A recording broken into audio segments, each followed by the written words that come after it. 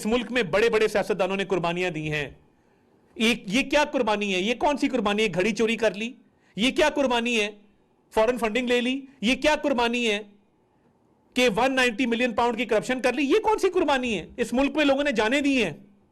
इस मुल्क के अंदर लोगों ने पाकिस्तान खपे के नारे भी लगाए हैं। इस मुल्क के अंदर लोगों ने मुल्क की खातिर, सियासतदानों ने बहुत बहुत अपने से बढ़ के कुर्बानियां दी हैं। कभी किसी ने नहीं कहा कि पाकिस्तान को नुकसान पहुंचाओ क्योंकि मेरी जात को नुकसान पहुंचा, क्योंकि यह घटिया सोच है। यह शख्सियत परस्ती, अनाह परस्ती का नतीजा है।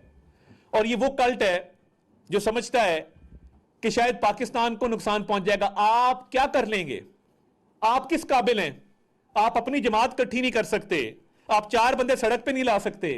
आप आपस में बदस्तो गिरेबां हैं। आपकी पार्टी में 10 ग्रुप शामिल हैं। इधर एक अलग स्टोरी चल रही है नांदर भाभी की लड़ाई वाली। तो आपने मुल्क की पॉलिसी डिक्टेट करनी, आप लोगों ने। आपको शर्म भी नहीं आती ये बातें करते हुए कि आप मुल्क के खिलाफ कैंपेन चलाएंगे? Shame on you.